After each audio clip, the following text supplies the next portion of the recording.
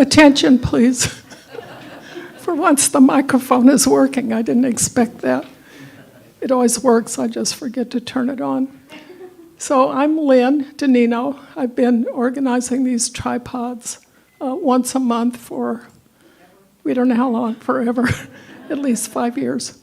So there's a sign-up sheet on the table back there if you want to get the email invitations, and print clearly, please, because sometimes I try to interpret them and then they bounce back. Okay, so first up tonight is Sharayah Kinney, who is the executive director for Tacoma Tool Library. Sharayah has been with the Tacoma Public Library since its inception in 2015. She was the organization's first board chair from 2016 to 2020. She left the organization for a few years and then returned as a staff member in September 2021. In 2019, she was a recipient of the 40 Under 40 Award with South Sound Business for her accomplishments with the Tacoma Tool Library and as a marketing director with Puget Sound Orthopedics. In 2020, she won the City of Destiny Award in Environmental Sustainability for an individual for the work she has done with the Tacoma Tool Library. Sharayah has lots of experience creating positions from scratch, which is what she did most recently with the ED position at Tacoma Tool Library. She thrives under constant change, which is a common occurrence at the Tool Library. Sharayah believes in developing relationships and fostering community. This has always been her primary goal when first starting the Tool Library, and even today as she outboards new volunteers. Sharayah.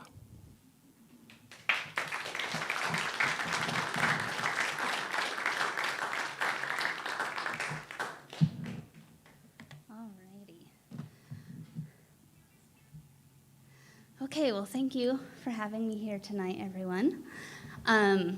So, as Lynn already, can you not hear me? Come a little bit closer this way. Yeah. Can you hear me better this way? Yeah. Okay.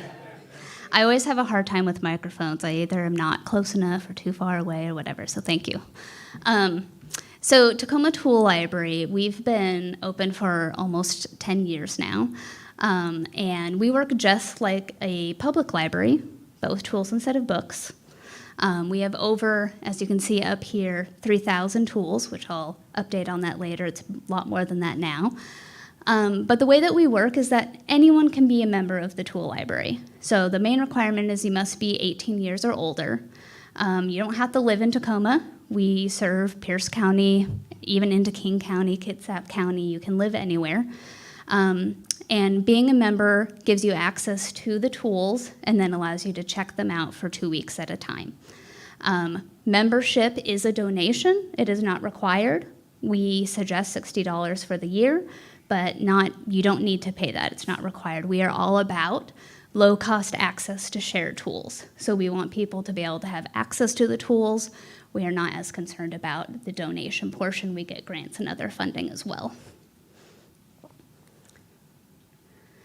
So here's just a few pictures of our volunteers. What I wanted to be able to just kind of explain or show to everyone that volunteers are like the main success to our organization. We currently have over 60 active volunteers. We have 3 staff members and then a board of 9. So we are a small staffed organization, but we are a big organization of people, just in the sense of having over 60 active volunteers. So here's Jonita. She volunteers weekly at our Make It So program, which I'll talk more about in a minute. And then to the right is Jeremy, who is one of our volunteer tool librarians who normally is in on Wednesdays or Mondays to help people check out tools. And then here are some starting pictures of our space. So Tacoma Tool Library, we might have almost been in business for 10 years, but we just recently moved into our forever home in February, and we are now located in the Tacoma Public Library main branch. So that is downtown Tacoma Avenue South and 11th Street. So we have a suite that is over 2,300 square feet, and it was built specifically for the Tacoma Tool Library.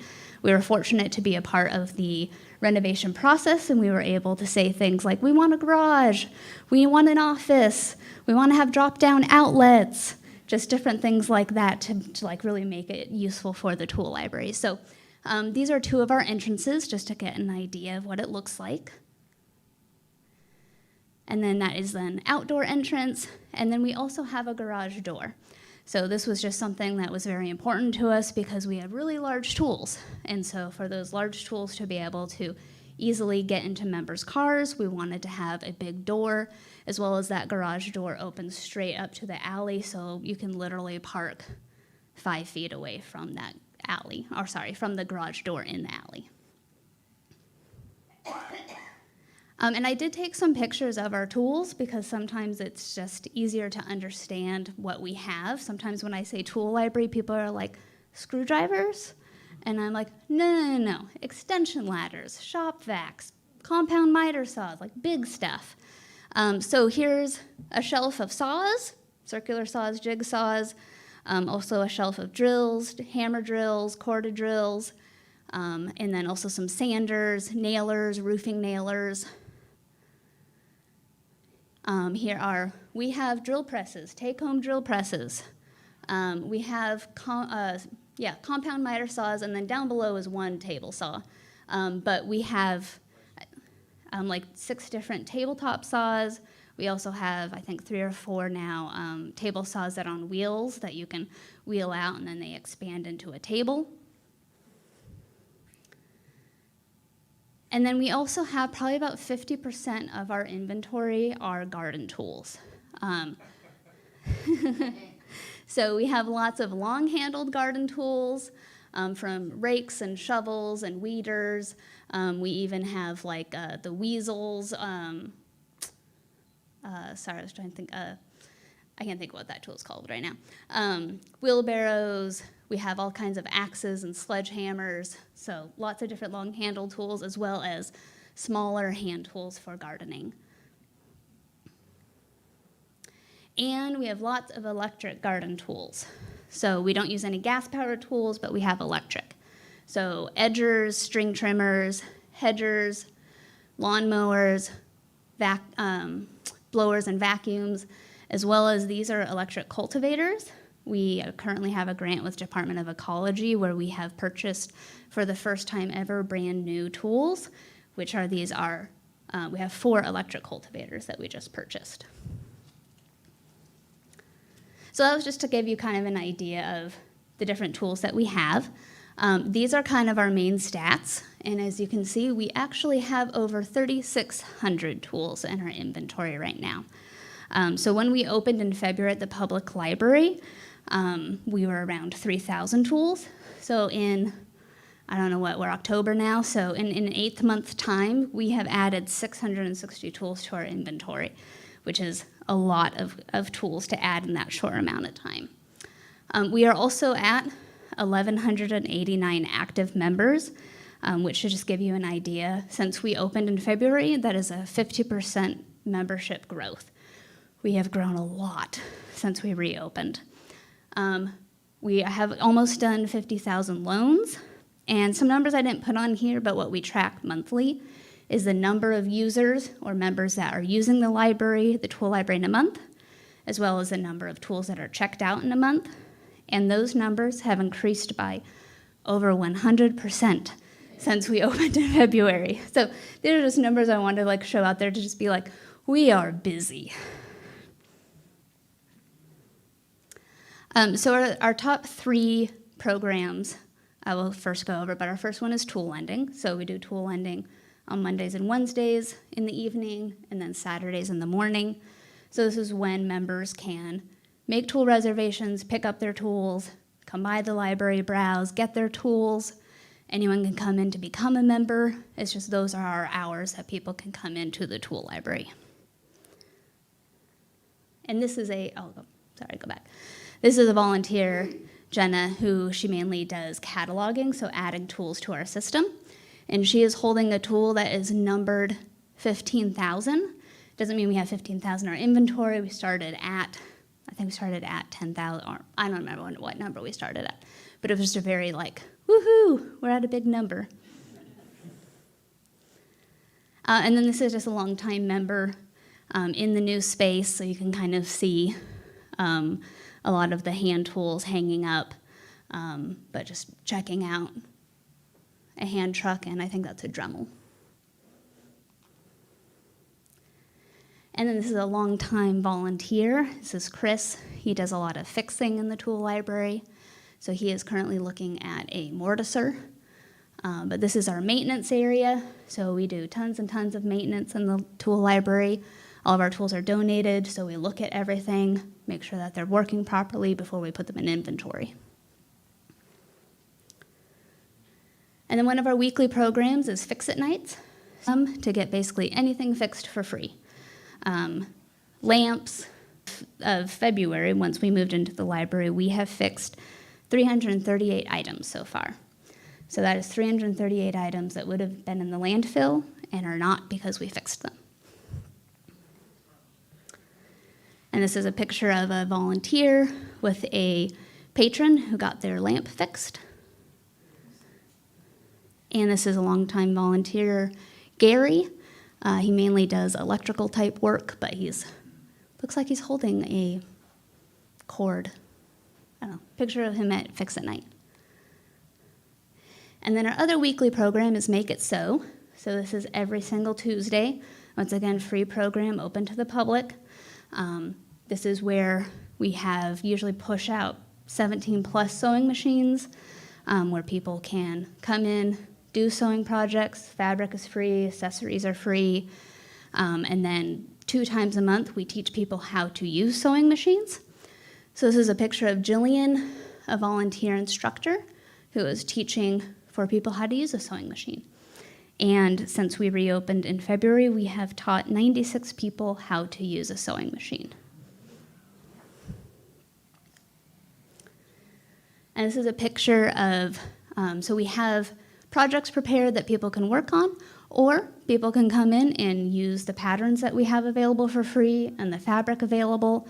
And Kathy here on the left in the green shirt is working with a patron, teaching her how to use a pattern. And on the left is a participant she made that apron, and that is the 8th project in our series of eight projects that we have prepared with instructions so that people that are first learning how to use a sewing machine can kind of build their skills. And then on the right is I know it's for a kid, it's I would call it a jumper. Yeah, okay. So that's something that she has DIY'd. She comes in almost every single Tuesday to sew, and something she made for her kid. So here are 3 different little libraries that we have as well. This is kind of being in the public library. Our goal has been to create lots of other little libraries, but these are 3 we have right now. So we have a seed library in partnership with Harvest Pierce County. You can come to us, take seeds, give seeds. We have a zine library, which are little booklets that are self-published. Yes, and that's also, you can give zines, take zines. And then we also have a hardware library, which is super duper popular. We get tons of hardware donated to us, and so we put it out on the cart, and anyone can take and anyone can give. So you can get paintbrushes, different screws, doorknobs, all kinds of stuff. And then these are 2 monthly programs that we do. So because of our zine library, we wanted to stock the zine library, so we have a monthly zine workshop. And this is in partnership with the public library as well as Right 253, which is another nonprofit on our floor. And it's just a free program, have all the materials, come make a zine, come learn what a zine is. And then we've been doing free monthly home maintenance workshops for a while. And our next one is December 6th. It's on flooring basics, and it's at the Moore Public Library. And I just wanted to invite everyone to our next fundraiser. Tacoma Tool Library is a separate 501c nonprofit. We get funded through grants as well as just the community donating to us, so we do different events throughout the year. And this is the first time that we're doing a Halloween fundraiser. It's in partnership with the 2 other nonprofits on our floor, which we are being called the Community Hub. So it is with Remakery and Right 253. And I think that is all I prepared for today. Yes, that's the end.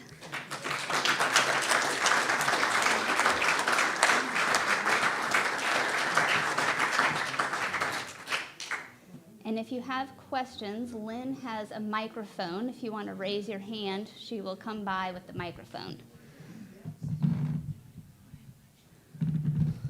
How do you make donations? When do you accept donations? All the time.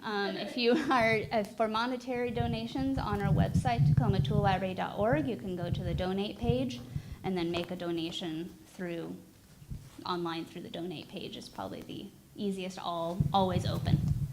Like, tools or fabric or something like that. Okay, yeah. So if you're donating like tools or fabric, you can donate during our tool lending hours. So Mondays and Wednesdays, 4:30 to 7:30, or Saturday, 10 to 1.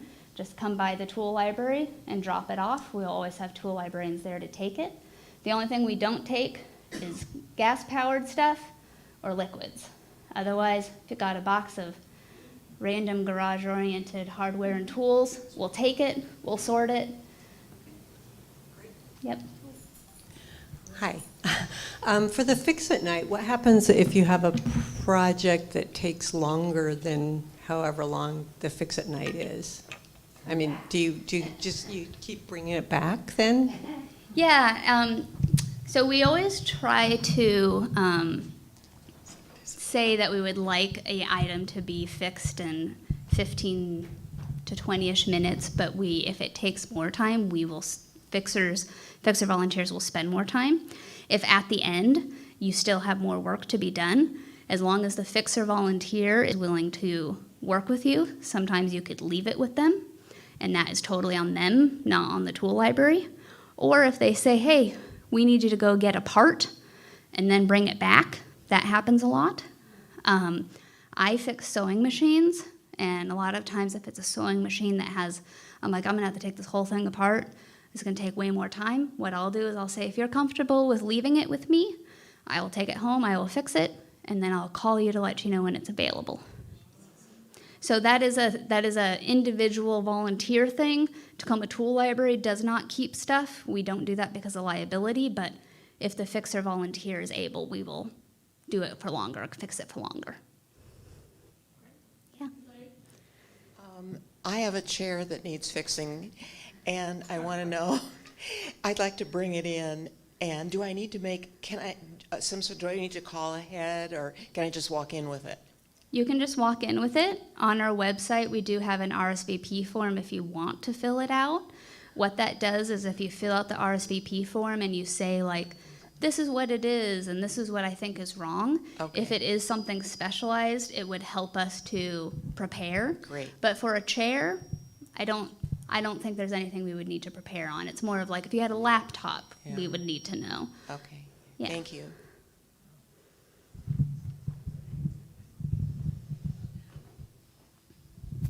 I have a couple questions. One is, so do you do computers and?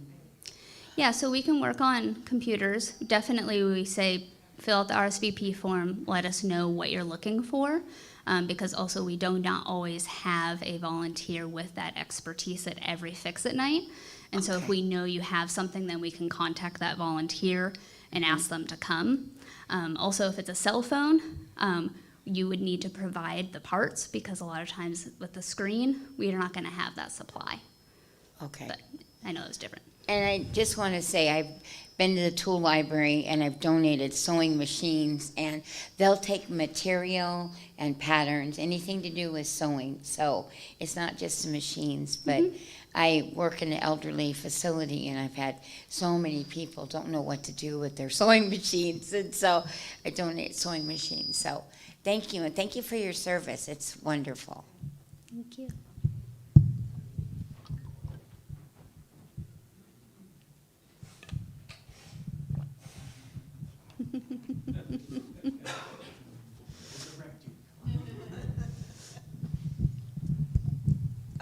This is not so much a question as an endorsement. I have been reflecting on my interactions with the tool library. The guys who lend you the stuff know what they're talking about, so they give you the right stuff. This is very useful. One project was I needed a drill bit, and it was big, and it was something I would never use again. And it was so lovely just to be able to pick it up. The people who fix the sewing machines know what they're doing more than I do. And I donated, but I also upgraded my sander. So it's limitless. It's just wonderful, and thank you very much. Anybody else? What's the first sewing project? Making a drawstring bag. All right. And we try to progress with skills with those projects as well. So a drawstring bag is just the skills of straight stitching. A question for you. I met a fellow a while back who used to own a shoe store, and he said he worked he helped in a place as a volunteer where people could bring in their shoes, and he would help them learn how to put new heels on, new soles on, and I had never heard of this sort of thing. So, is that part of your organization? Will you help people repair their own shoes? If we have a volunteer with that knowledge, currently right now, besides minor shoe repairs, we don't have a volunteer with that knowledge. So if we had a volunteer that came in that was a cobbler, then we would be able to then offer that service. Oh, okay. I can come up afterwards and give you his name. Thanks.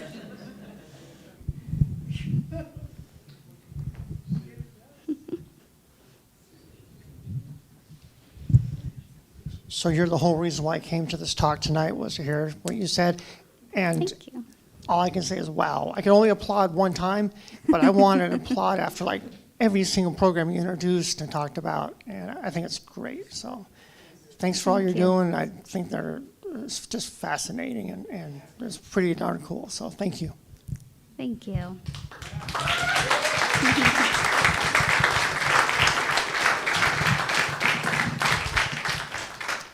I just want to say it's a miracle what you're doing. And when you actually hear you talk about the program, I think everybody here knows there's a tool library downtown. But until you described all you do, it's just like amazing. Thank you. Keep up the good work.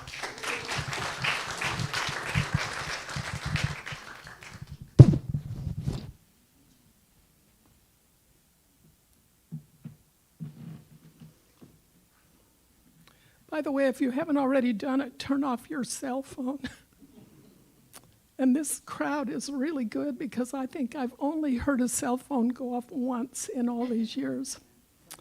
So Jennifer English is next, and she's a passionate advocate for Tacoma's creative economy, leveraging her deep community roots and personal experience as a 2014 graduate of the Spaceworks incubator to empower artists and entrepreneurs. In her role at Spaceworks, she drives a vibrant Artscapes program, which you'll hear about, curating a talented roster of artists and facilitating dynamic public art installations from the iconic Woolworth windows to large-scale murals that inject cultural vibrancy into the city's landscape. While the incubator program seeks new funding, Jennifer continues to provide technical support, vital technical support, and coaching to its extensive alumni network, fostering resilience and long-term growth. Her commitment to building a creative community is also demonstrated through her own ventures. She is the co-owner of Spun Clay Art Studio, circa 2014.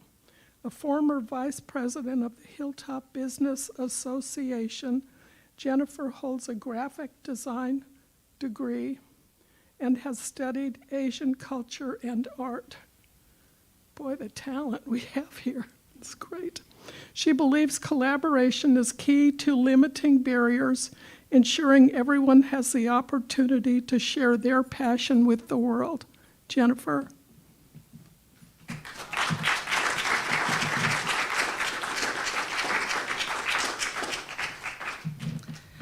Thank you so much, Lynn. I see some familiar faces. I just have to do a shout out to the Tool Library. You'll notice them in a slide that I have for notable alumni.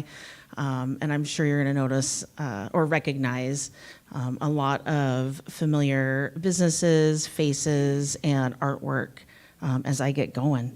So Spaceworks was founded, I only got 15 minutes and I could go for hours, so I'll try to keep it moving along. So Spaceworks was founded in 2010 as a response to the 2008 recession. I think Tacoma was a little lucky in that it hit us just a little bit later than some other cities in the area. But our focus is mainly on placemaking and creatives, because can you imagine what our communities would look like without art or creative entrepreneurs?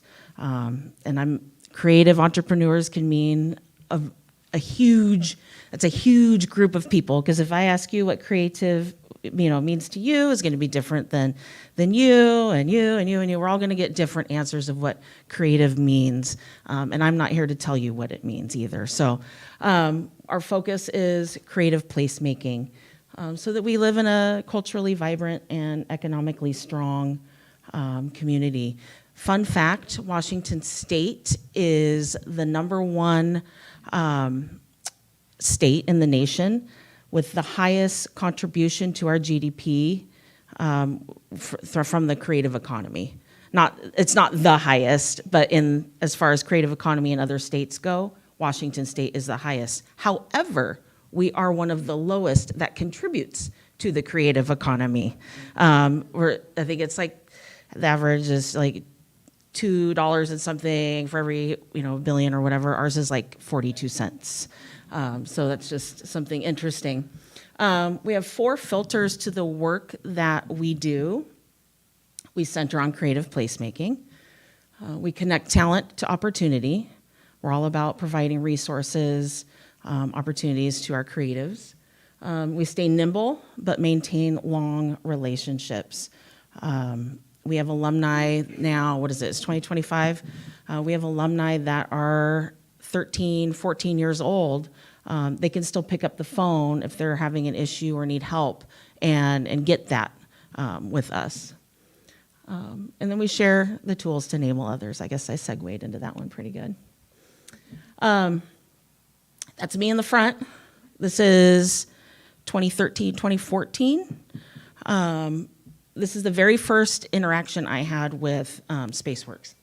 I was a volunteer helping the muralist, 1, 2, 3, third person back, Diana Surma, Gabriel Brown. Next to me was the Artscapes coordinator at the time, and we became all fast friends, and that was the day that I learned about the incubator program. My best friend and I, that's the mural that ended up being after that, after we painted it white for her.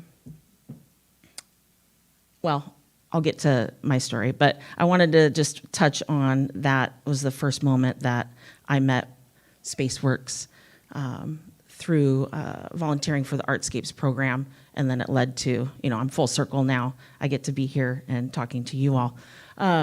So our Artscapes program is all about public art. We do murals, whether they're temporary or permanent, large or small. We have our window installations. These are some different installations at the Woolworth Building at 11th and Broadway. And then there's 5 windows total. Where am I pointing this? There we go. The blurry lighted one is the Tacoma Light Trail. We partner with them every year. We usually have this one window open. It worked out timing-wise with installations and de-installations this year that will have all the windows lit up for the light trail. And so I'm super excited about that. I got a little goosebumps. So you're gonna have to check it out when you're on the light trail.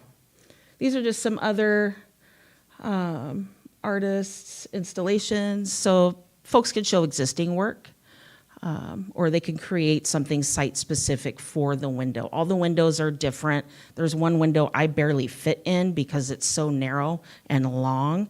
And then there's just some funky shaped ones too that are fun to work with.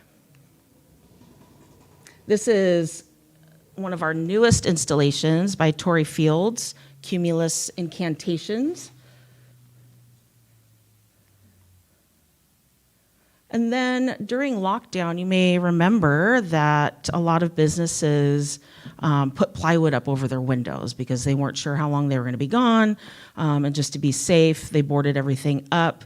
We thought, man, that's really ugly and depressing. So we worked with the Downtown Tacoma Partnership and the City of Tacoma.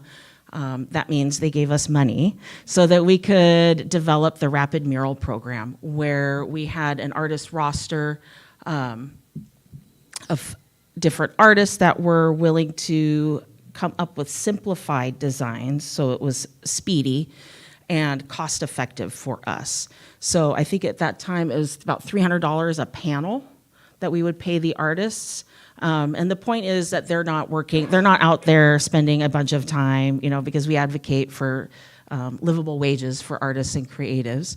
But we wanted something that they could get done quickly, but was still impactful, and they still got to make some money. Oop. That just skipped way ahead. Here's some more murals. Curtis Ashby. If you see a bird mural around town, odds are it's Curtis Ashby.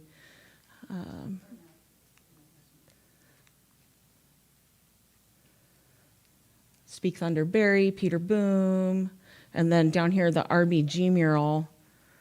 I have a really good story. I don't think I have time to tell you about that one, but there was a police sting involved. Catch me later, and I'll tell you about it. And then we do our large murals, our large, more permanent murals. This is Mary Mann's work on 6th Avenue. Rustin Mercantile is not there anymore, and we were very nervous because it wasn't long after this mural went in that they moved. And a new business went in, and we were just like, we don't have control over that. If they want to paint over it, they're going to paint over it. But I'm thankful that they didn't. This is on South Tacoma Way, on the backside of the Edison Square.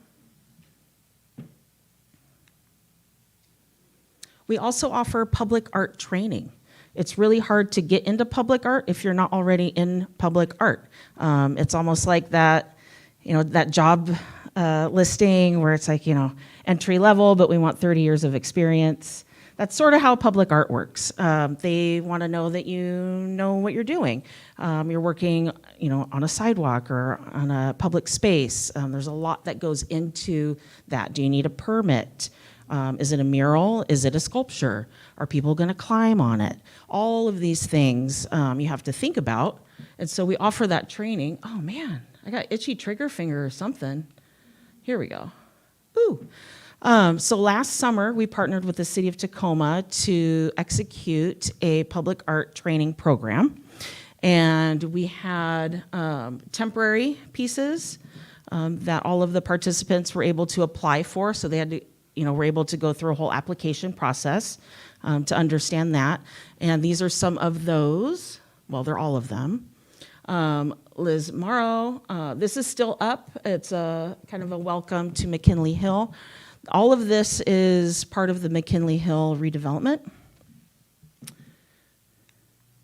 That will be coming down actually in the next month or so. So if you drive up by Dusty's Hideaway, and look down towards the Tacoma Dome, you'll see it, and you can pop by there.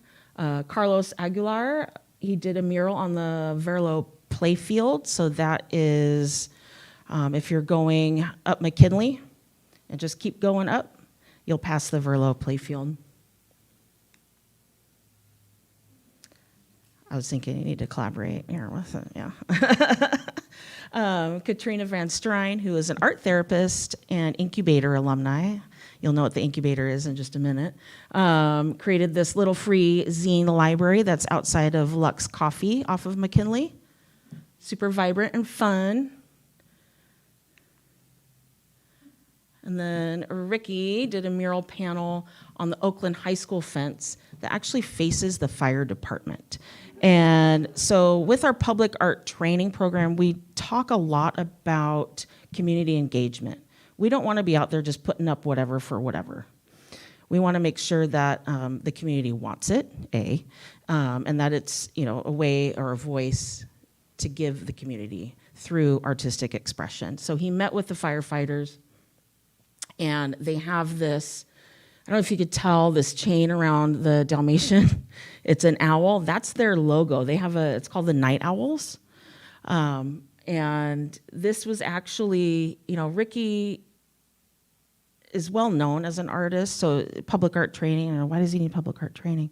But this is a whole different style than what he normally does. If you're familiar with the Love mural down here on 6th Ave, the Hilltop mural across from Safeway, that's, I think, what he's known for. But this, you know, super hyper-realistic, I can't stop looking at the dog's nose. It looks very boopable and very real. So the firefighters want this. They love it, and when it's done in the spring, it'll come down, spring, summer, it'll go to them.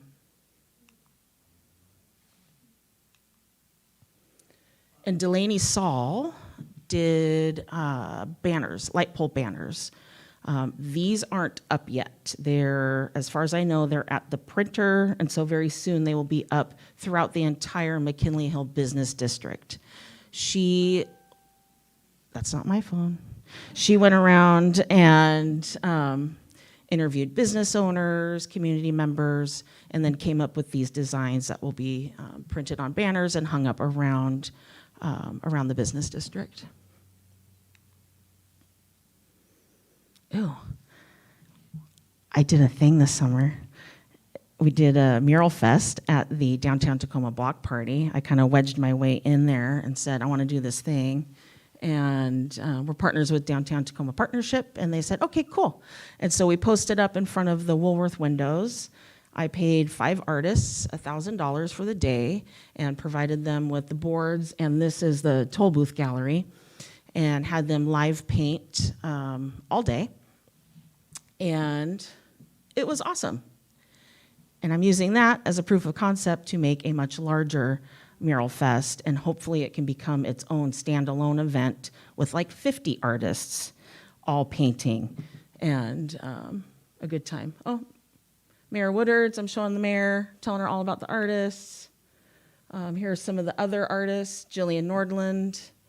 Over here, Myron Curry and Devonna Roy. And then Jesse Peterson. If you see a raccoon or an animal, that's probably him too. That's all right. And so I also invited the Woolworth window artists. So the folks that had displays in the Woolworth windows, I said, why don't you come out too and post up out front of your window, and you can sell stuff, you can show stuff, you can do whatever you want.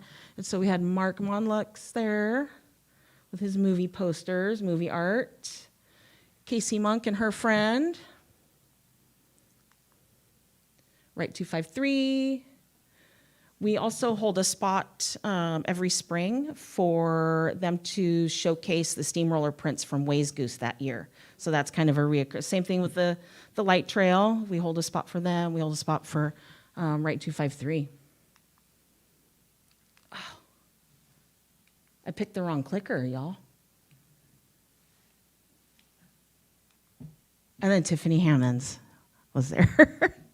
Okay. We're going to talk about the incubator. I think I have about 5 minutes left. The incubator provides business training and support for creative entrepreneurs. That's me again, my starting point. That's April and me in our first class in 2014. I found that today and was like, oh my God, no bags under my eyes. Crazy. My hair looks pretty good. Yeah, so 2014, and there's our first space. In 2014, Spaceworks would partner with property owners and allow businesses to incubate their business for $1 a month for 6 months, with the hopes that they would become a lease signing tenant. We did that, and that is our first studio. We're on our third studio, so we went from about 1,000 square feet to 3,000 square feet. And so we provide that same training. You know, we develop business plans, we do workshops, all around supporting your business. Notable alumni, I'm gonna cruise through here. I'm watching that. It's gonna ding on me. Elope 253, Defiant Candle Company, Embellish, Grit City Grindhouse, Gold Dust, Jade & Co, Stock List, Tacoma Design Company, Tacoma Tool Library. I was just saying I need to get a new photo. T-Shirt Men, Tidy Vibe. Is that David Combs? That is his brother Willie. Right 253, Tinkertopia. And we also have the Mecca. We house 6 businesses in the second floor of the Mecca building. And if you know what the Mecca building is, yay. If you don't, Google it. It'll be interesting. So we provide 6 affordable studio spaces so people can incubate their businesses. Yeah. Do I have to stop? Questions, comments, complaints? Raise your hand for the microphone. Yes, we'll get you the microphone.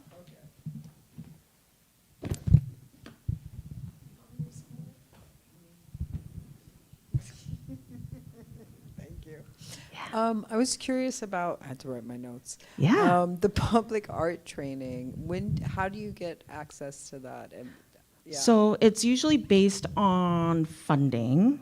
Everything's based on funding, right? And so we usually have a workshop at least once a year. Okay. This was a much larger, like 3 full days, like continued support. That was a much larger I would say workshop series. Okay. But we typically do a workshop in partnership with the library through our Tacoma Creates grant to provide like an introduction into public art and what those steps can look like. So we're always, just call us too, because we're always, we're always willing to meet with anybody. Okay, yeah. Thank you. Yeah, you're welcome. Anybody else? Back here? Way in the back.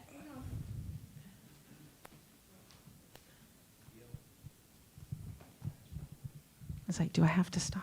Keep going.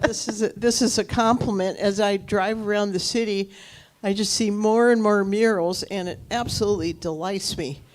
It's added so much to this city because I'm extremely visually oriented, and I just noticed the huge impact you've made, and thank you so much for your part you play. Thank you. Thank you for noticing. I think a lot of folks, if you didn't know what Spaceworks was, you did.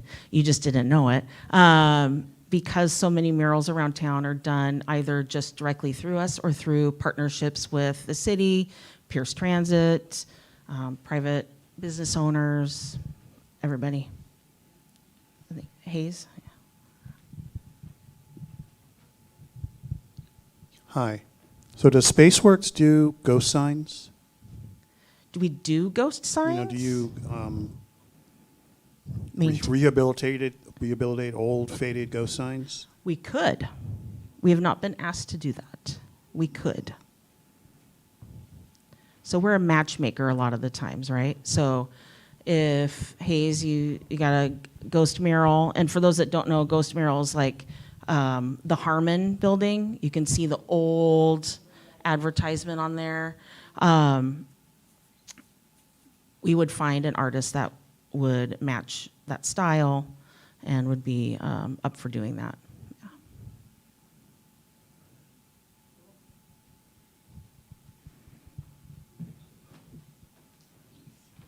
Taking up all your time.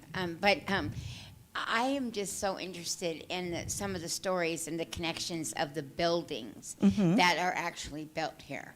And they're, you know, historically monumental. And I took a picture of the Catholic Church that they've been trying to tear down and build up and tear down. And like 500 people that I don't even know on Facebook clicked on this. Oh, my grandpa helped me build this, and my grandma helped me do that, you know. And my great grandfather built Stadium and Lincoln High School and that church, and there's so many.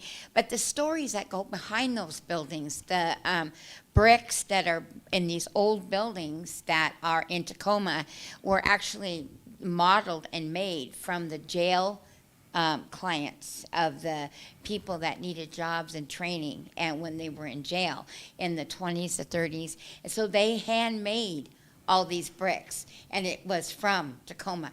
And it's the same with all the woodworking and the other building, is that those structures that we have here, they were handmade, and they were by the people that lived here. Yeah. And I think that's just a huge story that needs to be told too. And I never knew that the bricks were handmade and the cobblestones on the roads, and they were all handmade by the prisoners at the jail, and the bakeries, all that stuff. It's such a big piece of the puzzle. And I never knew, but they were groups of cultures that built them, the Czechoslovakians and the Ukrainian people, and they were all the different little sects of people that lived here.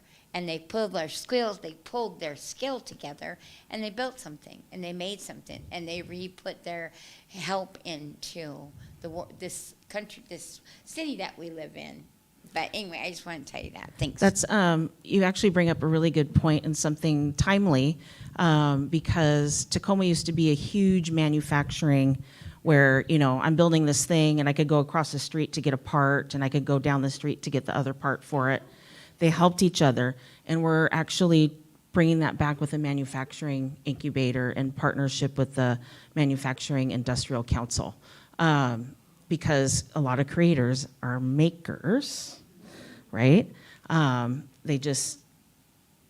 They're creating, and they just don't realize, because they're on a small scale, that they could be, you know, manufacturing at a larger scale. Yeah. Any more questions?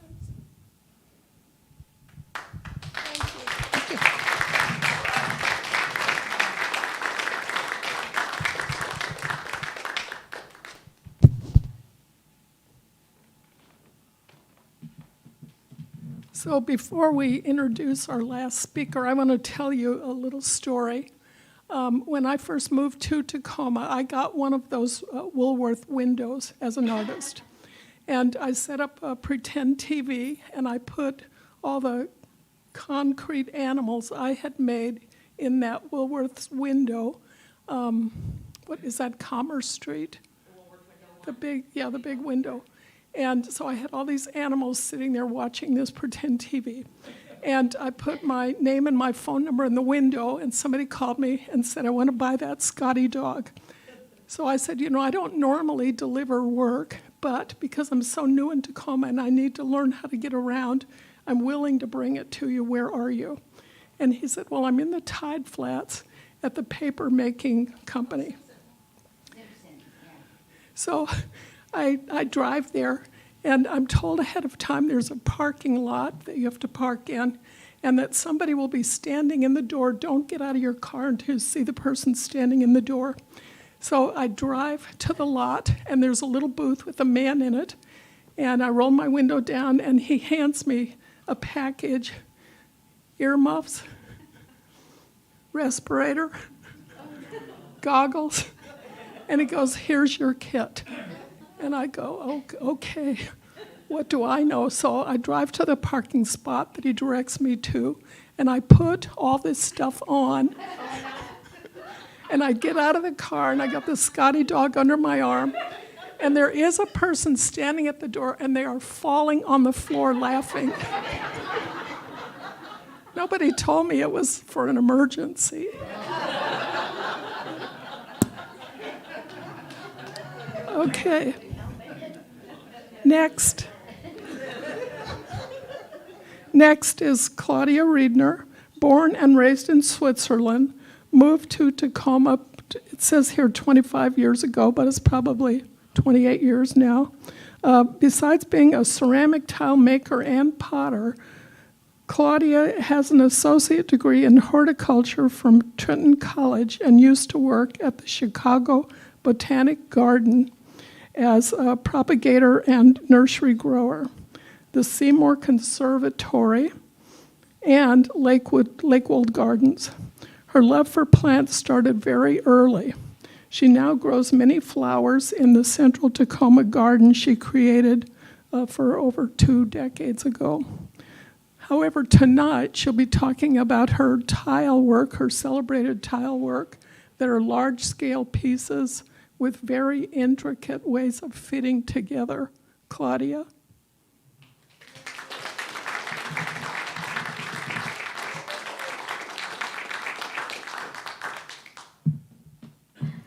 Well, hello. Thanks for being here, and thanks for the sweet introduction.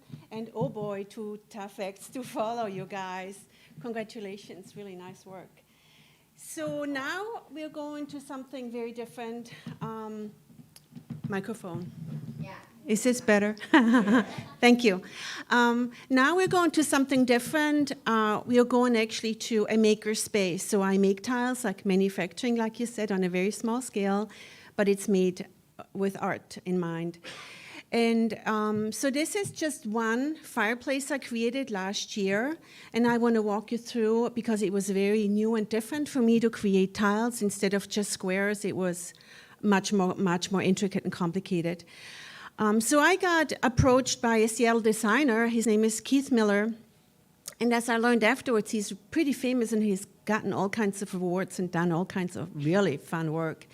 But so he asked me to create a fireplace for his friends in Bellevue, so no pressure, right? So at the beginning, we really had no idea yet. It was just a blank canvas, and that fireplace had actually a window inserted into it. It was a brand new gas insert fireplace with a window inside of it. And they live on a hill in just south of Bellingham, and they actually look out over Orcas Island, so it's really a beautiful spot. So he asked me for some photos, and I showed him this. And why, I'm not really sure. It was just in a mix of a bunch of photos. But this is from the house I grew up in. And the house in Switzerland was built in 1735. Now, this tile is not that old. This is a European Art Nouveau tile, and this was in our kitchen. This is where we would heat our house with wood. It was exclusively wood cooking and also wood heating. So then the first concept was to have the tiles all staggered, and you can see the window in the middle, and this goes floor to ceiling. It was really, really big. So this was just rough early concepts. And then the design got refined, the elements were more detailed, and all these elements started appearing on the fireplace. It was a collaboration between the designer and the homeowners and me. And so because of the complexity of this fireplace, it wasn't just, like I said, tiles be put upon, but everything was made for its particular location, which also included a base to the fireplace and a crown, like crown molding you see in wood. And it because of the window insert, it also has what they call an apron, which are tiles in front of the window. So I had to come up with a way to create all these different shapes in my studio, which doesn't have really machinery per se. It's not a manufacturing place like that. But there were all these complex shapes, and so I do have a hand extruder. The extruder is a box it's like a 6-inch square, and you wedge in the clay, and it has an arm, and you just press the clay through. And at the bottom, there's a die, and whatever shape that die is, that's the shape the clay will be extruded out of. So then I went to Tacoma rubber stamps, another amazing place. Unfortunately, we lost, but now I think I have to go to the tool library to have these things made. So these are aluminum dies, and they fit into the box of the extruder. So that's the shapes that then will become the base of the fireplace and the apron of the fireplace, the surround of the firebox, and then also the crown molding. So here you can see that's the box, that's the die, that's how it gets squeezed through by hand. And so here's the first set of extrusions. That's just a very simple frame for the firebox, and it's mitered nice into the corner. And then here's the next piece. That's the crown molding. The crown molding was so big originally that I had to turn it into 2 different pieces because I couldn't extrude it that large.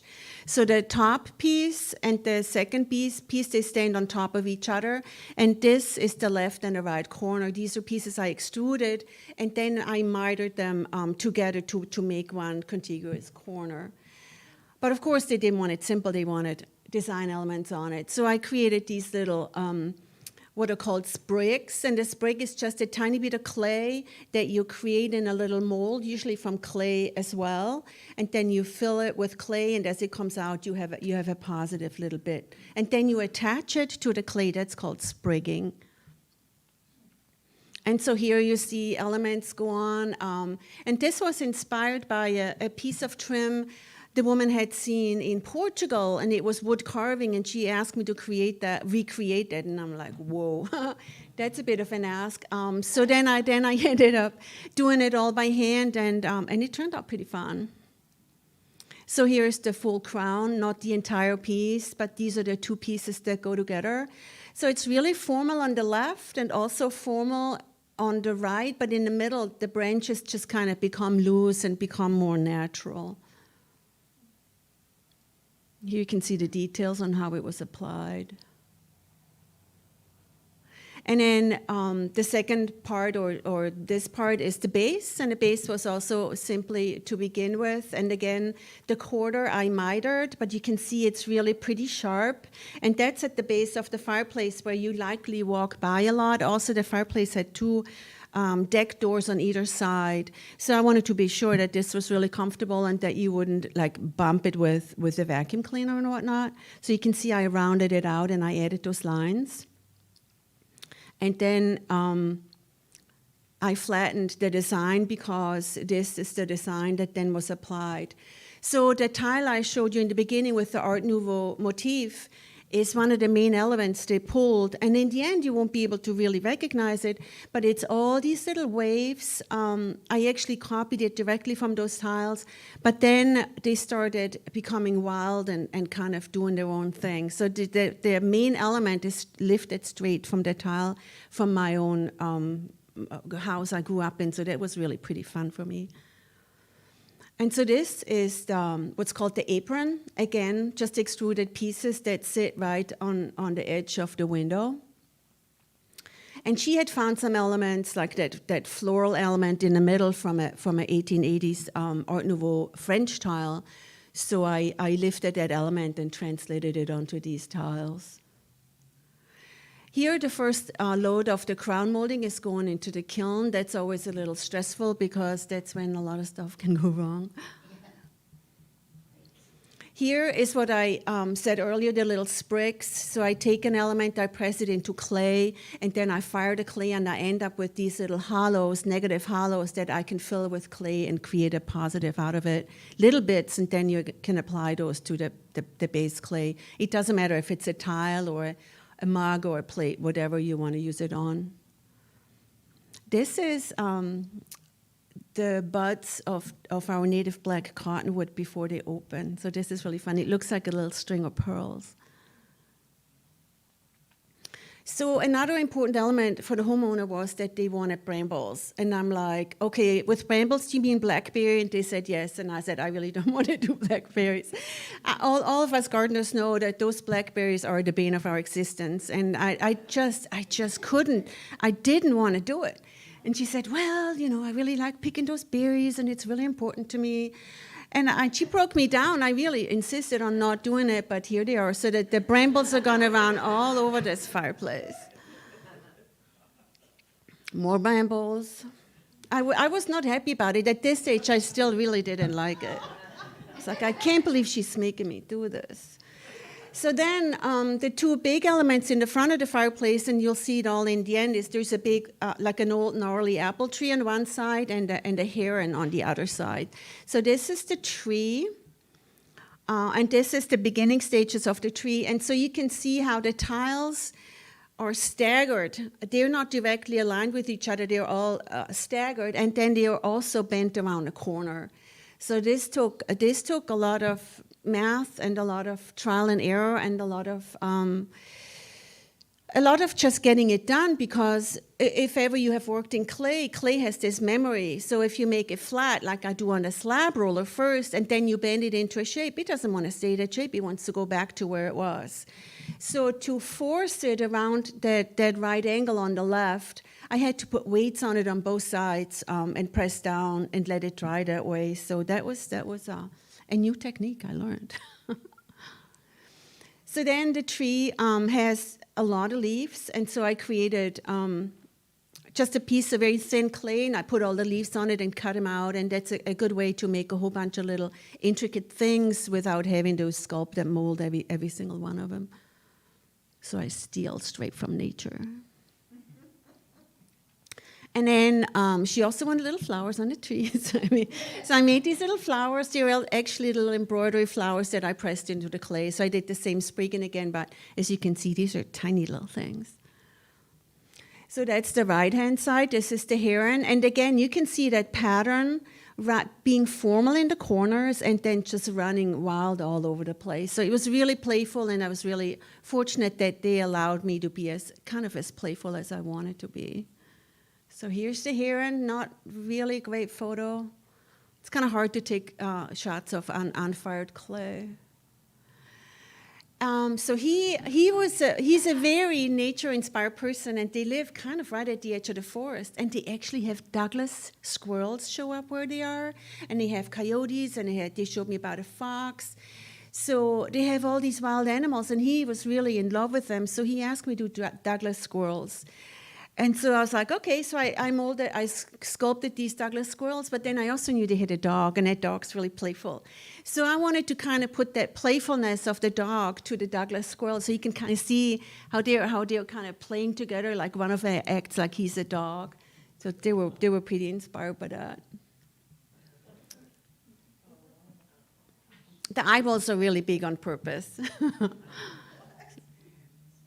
And then this is a little nuthatch, and he also insisted he really, really, really wanted to have one of those little nuthatches. And the image is kind of hard to see. There'll be a better one later. But as I was up there and spending time with them and installing the whole thing, every time I looked out, there was a little nuthatch running up and down the trees. It's really cute. More brambles. And you can see again how the pattern of the design runs over several tiles, and then it runs around a corner, and then it goes back up there. So whenever there was a tile that didn't want to comply to the corner bending and I had to redo it, it was pretty tricky because it wasn't in the same shape or the same size of the original tile. So yeah, it was a lot of measuring and detail work. More brambles. Sorry about that. So here, these tiles are already fired, and they picked a glaze that I never liked to work with, that I thought was very boring, that I had to, usually I'd take clear and cover everything, and that's easy. I just brush over everything and I'm done. This white clay glaze had to be glazed around every little bit, every little line, every little application. And I was trying, again, really hard to talk them out of this glaze, but somehow they saw it in the studio, that was it. And so it took hours and hours and hours of glazing. It drove me a little nuts, actually. But then it became kind of meditative, and over time it was kind of okay. And then the lines, you can see there's a blue one that already has glaze on it, and the more yellowish looking lines, they don't have glaze on it yet. So this is pre-firing. And then this is the heron. So when I make lines in a clay, they wouldn't read unless I use a stain. So in this case, I used an iron stain, rub it over the lines, and then wash it out. With a sponge, wash it away, and that way the lines will read really strongly. And here you can see I actually had to use a squeeze bottle to get those little lines glazed. And that demanded a lot of just steady hands and a lot of concentration with my eyeballs for a long time. I made the little grooves on the lines on purpose because without those grooves, it wouldn't have surface tension and the glaze wouldn't stay in the shape. It would just kind of puddle into the white glaze. That took a little trial and error too, because I'd never actually worked with squeeze bottles and glaze. So you can see I'm glazing all the brambles, and the flowers are not glazed yet, the berries are not glazed yet. And at this stage, I have to glaze around every little bit with that white glaze. This is the crown. It's already been stained. I was trying to really make it look like wood, and the white glaze already has been applied around all the wooden elements. And here is the tree, fired once, and I already put stain over everything. That's how the lines really read. And I'm starting to glaze all the different leaves independently. Here it is, that's the nuthatch. So I had to put it out on a tree for a photo just because I was like, this is how they usually look like. And then when it came out of the kiln, I was actually surprised myself. I was like, this glaze is really nice. The brambles are really cool. And it's good that that they managed to convince me to do it the way they wanted it, because it's pretty fun. A lot of ferns. The ferns are kind of on the inside of the window where you know, it kind of implies shade. So these pieces are all glazed and numbered. They'll be boxed up and shipped out to be installed. Here's the final crown elements, and you can see it looks sort of like wooden branches, and then that white glaze around it, which is, it's a little splotchy, and at first it annoyed me, but in the installation, actually, it was pretty nice. It has kind of a vintage, antique look. And then I had to number every piece and put it in a box so that when I pulled it out, it would all make sense. I had a lot of schematics and a lot of little papers with a lot of numbers on it. And here I am installing the trees already halfway in, the herons on the right side, and blue tape was my friend, because I mark all the tiles on the back permanently so I know what's the number of the tile. But when you install it or when you try to lay it out, you don't want to flip every tile over and try to find its space, so I put blue tape on everything. And then the least fun but most important part of the install job is the grouting. So first you make a huge mess and it looks pretty horrible, and then it gets better. So yeah, this is my final image. This is you can see brambles underneath the window, on the side of the window, on the right side, on the left side, they're everywhere. In the middle, you see, in the middle on the left side, you see that string of pearls I told you about. That's black cottonwood flower buds. And the crown was pretty hefty. Actually, when I installed, one of the crown pieces fell off and it crashed on the slate tile. And I was absolutely terrified, and it did no damage. It was really shocking. The crash, we heard it throughout the house. So back to the original tile. And then there's a little video, Erik, if you like. I would like to show you just a 2-minute video of the whole installation so you kind of get a sense for how it actually looks like in the end.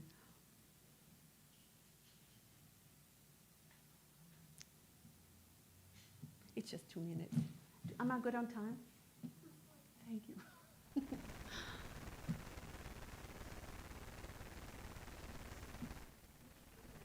John created the video, by the way. Thank you, John.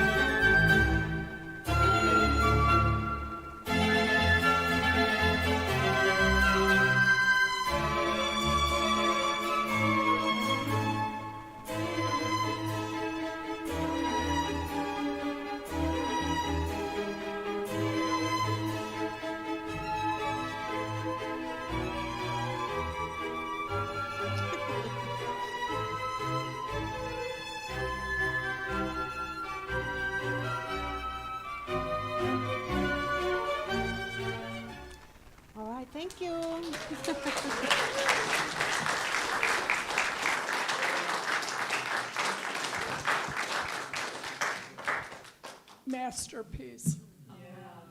I think that video did a really good job. Thank you, John. The music is good too. It is. Questions?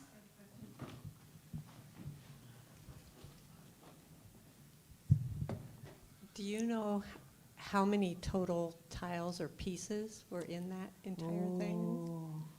Another technical question. No. I could go over my notes, but I'm not sure I still have all the papers with the schematics on it. A lot. How about hours? Hours? Oh, that's another question I can't even really say. We had negotiated a price for the whole piece up front, and it's not always a good idea. But the price seemed so decent to me that I was like, yeah, I think I can do a fireplace for that. And in hindsight, it's probably not a very high hourly wage, but I was really fortunate to get to do it.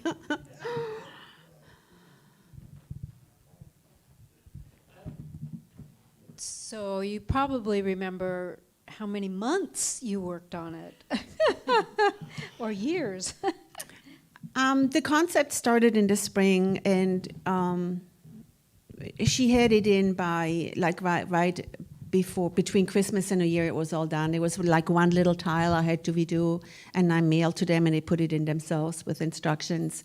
So not the entire spring, summer, and fall was consumed by this project. I had some other projects in between, but I would say, yeah, about the majority of 3/4 of a year, probably, with everything, yeah.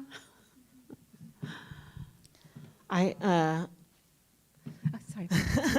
I admired you before, and as a potter who did a large tile project one time and won't ever do it again, that, for those that don't know, that is an insane amount of work that she did to put in there, and the unpredictableness of clay and the entire process. The process is long anyway. Man, I'm just so impressed and blown away. And I did have a question, but I can't, your hands with the squeezy tube, because I did 324 tiles, and my hand was just, I had to relearn it to be a hand after using a squeezy tube. Yeah. So I can't imagine. Yeah.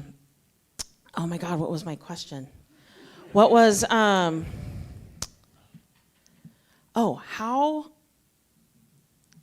okay, I have a lot of questions. What was the clay body?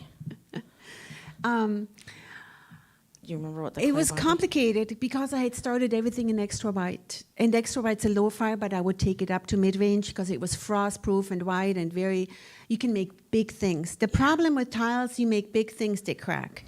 So you have to find a clay that works, and extra white did that. And then the material to make extra white was done. There was no more left on the planet. We literally mined everything of that particular clay. So then I went to Newcomb, and Newcomb's too yellow, and it also started doing things, warping back, cracking, just not behaving. And I ended up doing much of it in paper clay. Yeah. Which is Newcomb base, Newcomb 6. Except the extrusions, you cannot extrude paper clay. It rips, the fibers tears, are too the long. fibers are too long. So the extrusions are straight up Newcomb, and everything else is paper clay. Interesting. Yeah. Awesome. I have a million other questions, but I won't hog the mic. Thank you. And about the hand tool and the squeezing, I was actually okay. I've been a gardener all my life. Everything I do is with my hands. They work much better than my head. So I use my hands a lot, and they work okay. Yeah. Well, thank you. Questions?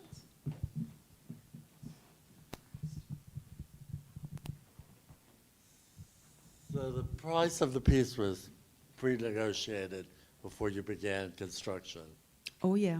And so you put this piece in, and it was installed, and at the end, did they give you any kind of a bonus, a tip a gratuity? That is such a great question, and guess what? They gave me a really marvelous tip. Great. And Good. and they would host us, and we would stay overnight, and they would feed just the most amazing feasts they made themselves.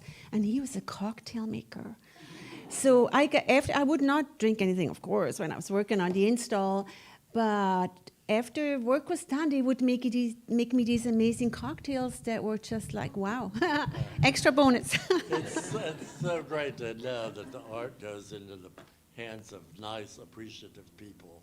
They are very, very appreciative, and I think they love it very much. They sit in that room all the time. But yeah, great question. Thank you. Thank you.